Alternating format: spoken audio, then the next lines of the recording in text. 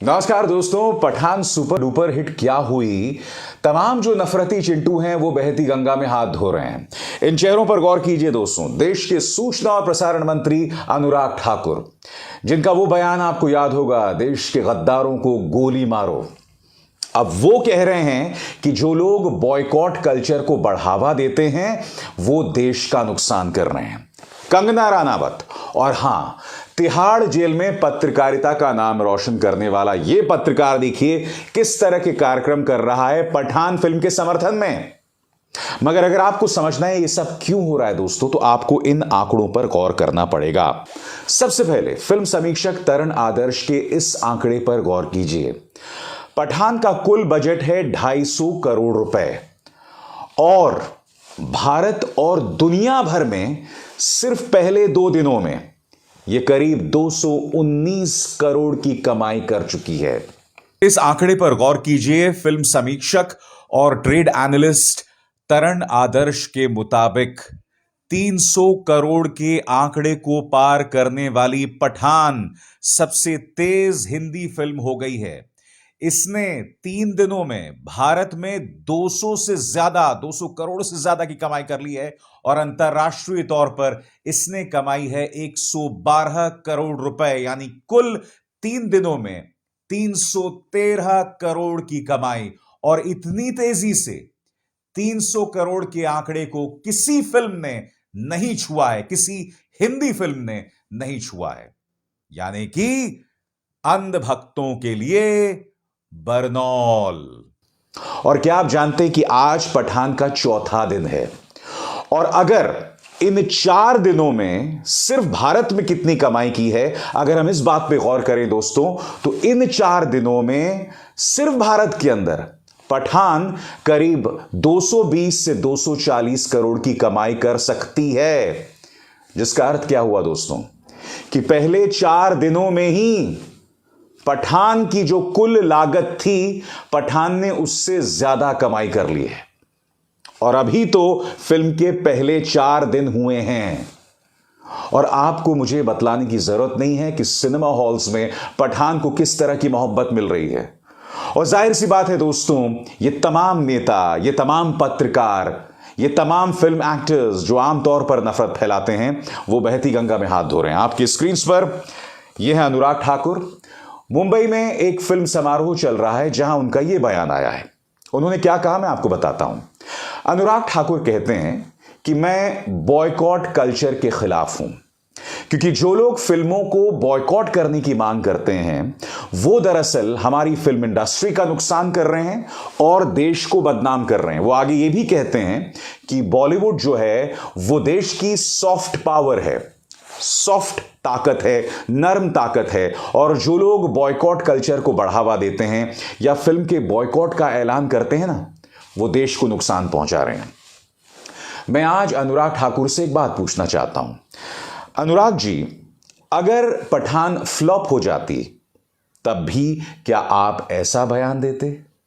मैं आपसे पूछना चाहता हूं, जब लाल सिंह चड्ढा फ्लॉप हुई थी, हालांकि मेरा यह मानना है कि लाल सिंह चड्ढा बॉयकॉट के ऐलान की वजह से फ्लॉप नहीं हुई थी, क्योंकि यह ना भूलें लाल सिंह चड्ढा से कहीं ज्यादा पठान के बॉयकॉट होने की मांग की जा रही थी।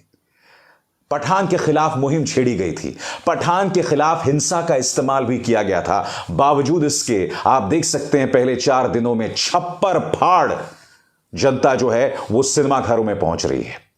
मैं अनुराग ठाकुर से एक सवाल पूछना चाहता हूं। अनुराग जी, इससे पहले आपने अपना मुंह क्यों नहीं खोला?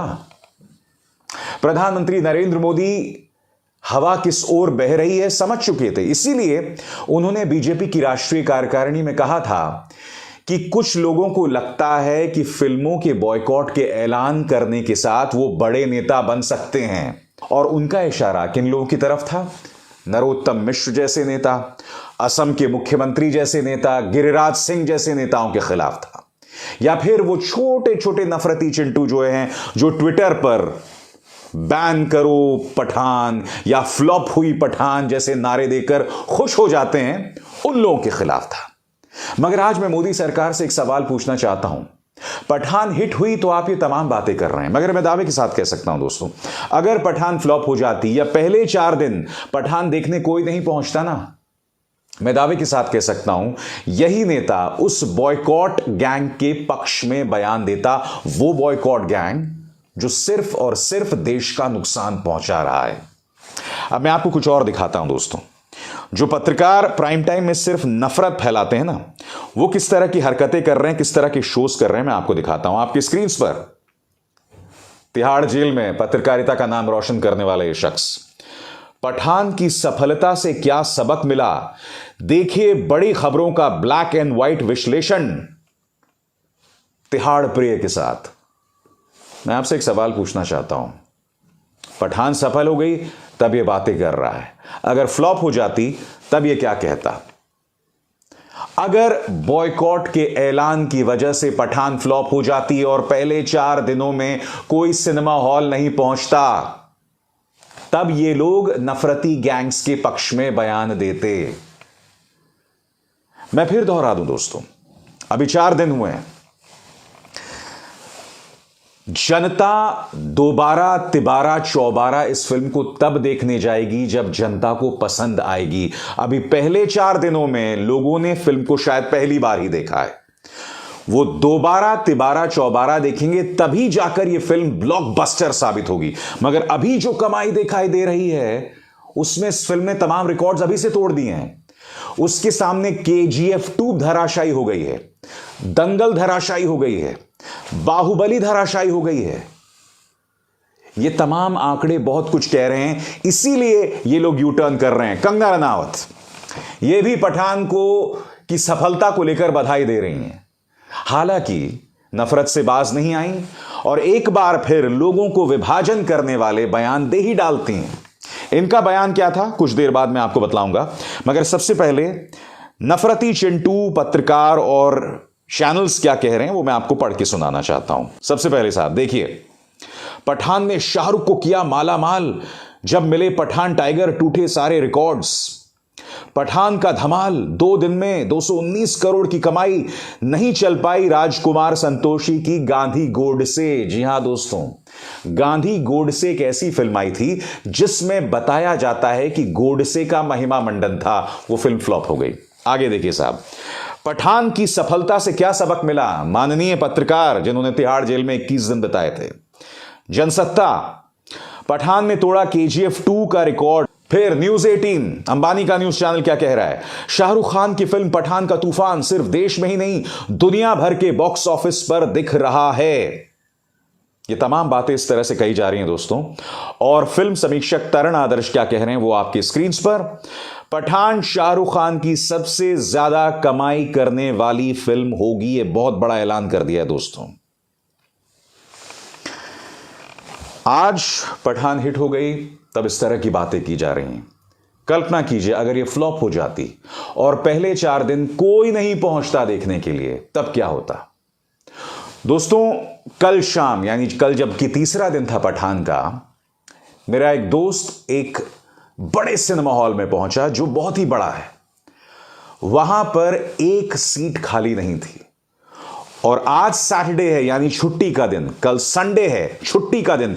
कल्पना कीजिए इन 2 छुट्टी वाले दिनों में यह फिल्म किस तरह की रिकॉर्ड कमाई करने वाली है, क्योंकि 25, 26, 27 ये तीनों दिन, अगर आप 26 को छोड़ दें तो कामकाजी दिन थे, वर्किंग डेज थे। 25, 26, 27 में से 26 को छोड़ दें तो बाकी 2 वर्किंग डेज थे, फिर भी पठान ने रिकॉर्ड तोड़ कमाई की। अभी सैटरडे और संडे है, सोचिए कितनी कमाई करने वाली है। मगर जैसे कि मैंने कार्यक्रम की शुरुआत में बताया, इस वक्त भी कुछ लोग बाज नहीं आ रहे हैं और हिंदुओं की भावनाओं के साथ खेल रहे हैं। कंगना रनावत क्या कह रही हैं, जो लोग दावा कर रहे हैं कि पठान नफरत पर प्यार की जीत है, मैं सहमत हूं, लेकिन किसका प्यार किसकी नफरत पर? आइए ठीक से समझते हैं कौन टिकट खरीद रहा है और इसे सफल बना रहा है। हां, यह भारत का प्यार और समावेश है जहां 80% हिंदू रहते हैं, फिर भी पठान नाम की एक फिल्म है। मानो पठान इस देश में नहीं रहते हैं, मानो मुस्लिम इस देश में नहीं रहते हैं। इसलिए मैं कह रहा हूं, यह औरत ट्विटर पर दोबारा आके फिर से वही नफरती बातें कर रही है। मैं आपसे एक सवाल पूछना चाहता हूं, अगर फिल्म का नाम पठान है भी तो इसमें कहां से देश विरोधी बात हो गई? इसमें कहां से नफरत की बात हो गई? क्या मुसलमान इस देश का नागरिक नहीं है? और यही नहीं दोस्तों, बेवजह पठान में भी जय श्री राम लेकर आ गई हैं ये। इनका ये बयान देखिए, मैं आपको पढ़ के सुनाना चाहता हूं। कंगना ने अपने ट्वीट में आगे लिखा, जो दिखाता है कि हमारा दुश्मन देश पाकिस्तान और आईएसआईएस अच्छी रोशनी में सफलतापूर्वक चल रहा है।